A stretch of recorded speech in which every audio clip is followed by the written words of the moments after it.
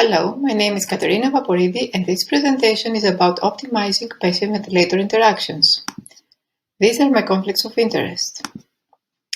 Now, to optimize patient-ventilator interactions, we should think about creating a perfect match between the neural and the mechanical breath. And to do that, the mechanical breath should not arrive uninvited, too late, or not at all. It should also not leave too early or too late. So arriving uninvited or auto-triggering. On the panel on the left, you can see flow, airway, and esophageal pressure tracings.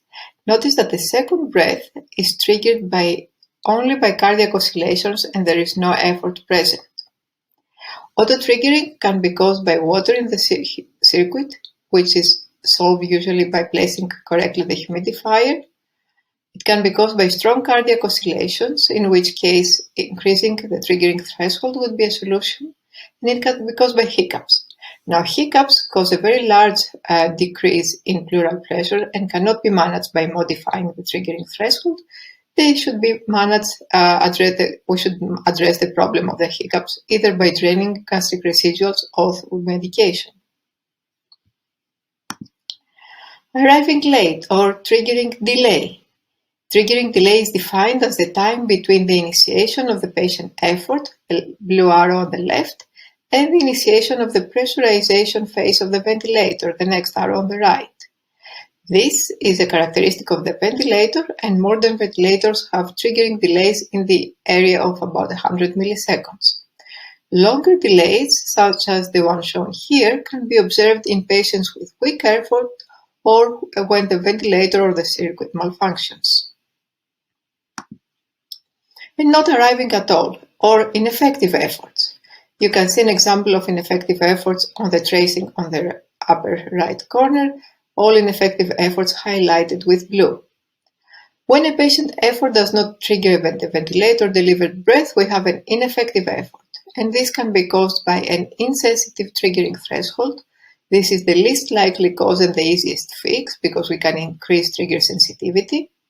It can be caused by weak efforts, which in turn can be the result of actually weak muscles from disease, from prolonged mechanical ventilation, for which we can take measures mainly to prevent it.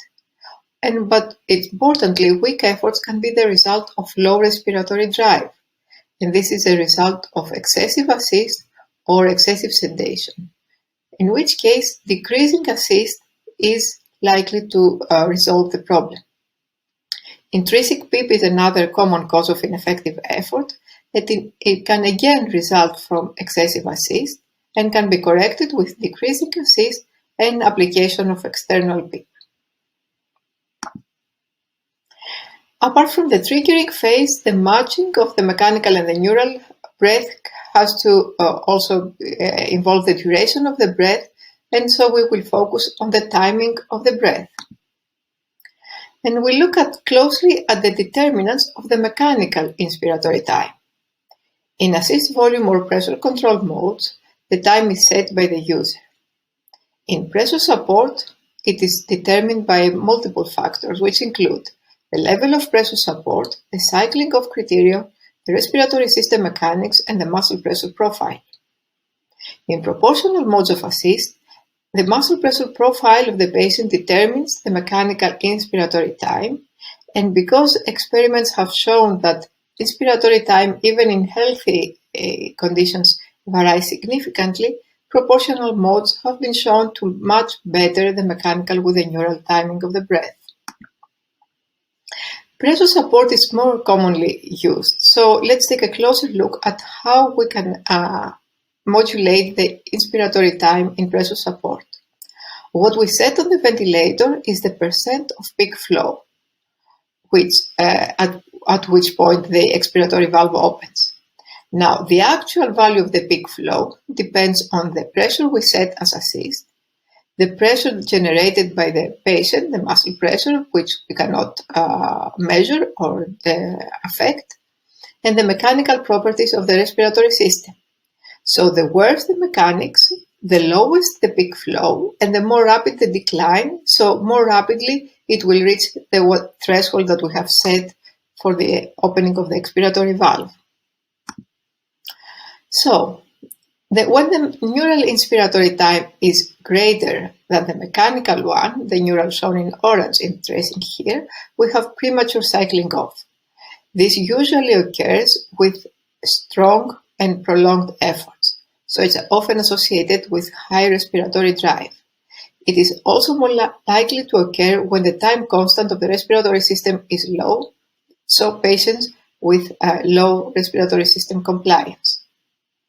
Premature cycling can cause injury through eccentric diaphragmatic contraction or double triggering.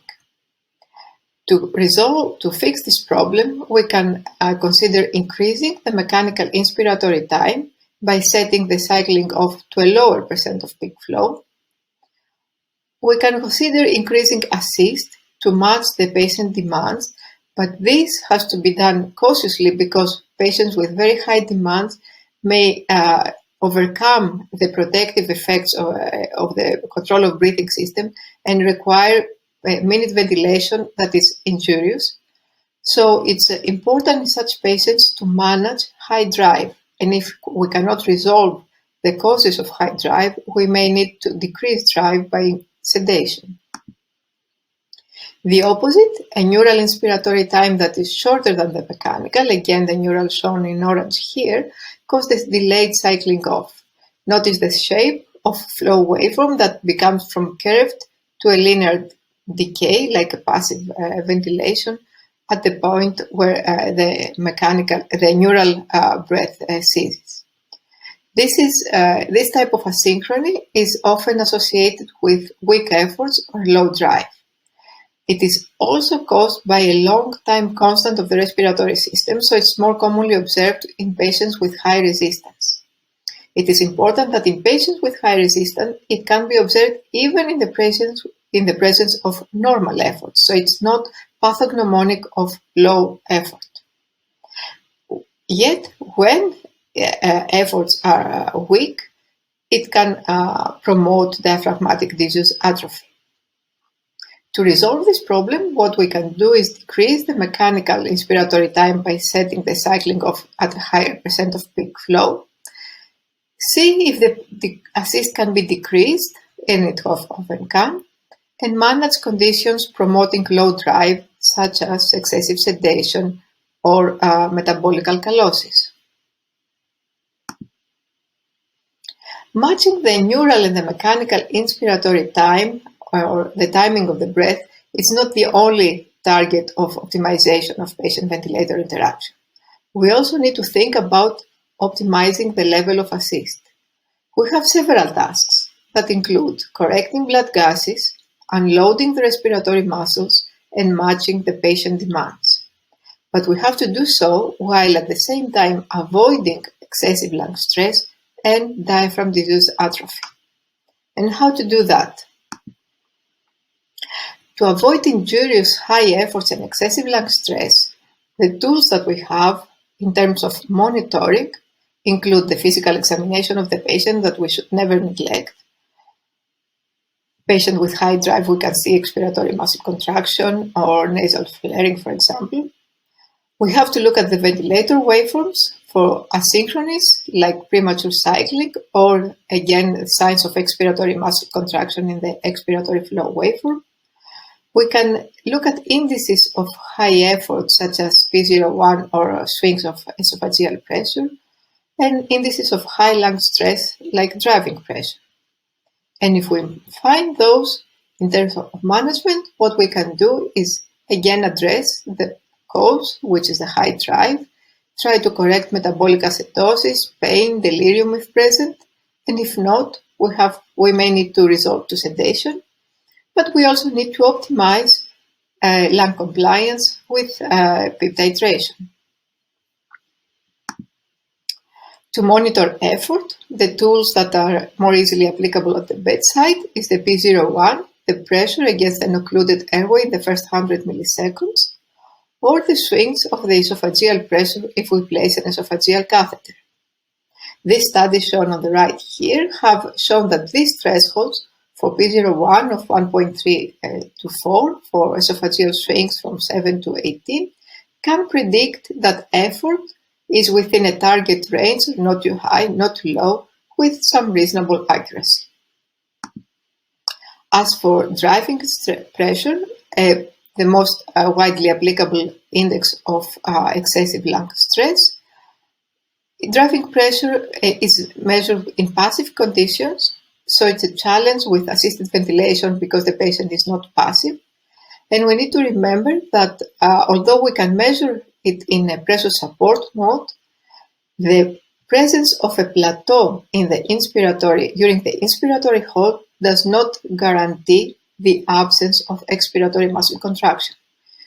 Expiratory muscle contraction will lead to overestimation of driving pressure. So, if we measure a low, safe driving pressure, even if overestimated, it is okay, while a high driving pressure can be, we shouldn't take immediate measures, corrective if we find it, because it is quite likely that it is overestimated, so we should look further into indices of stress.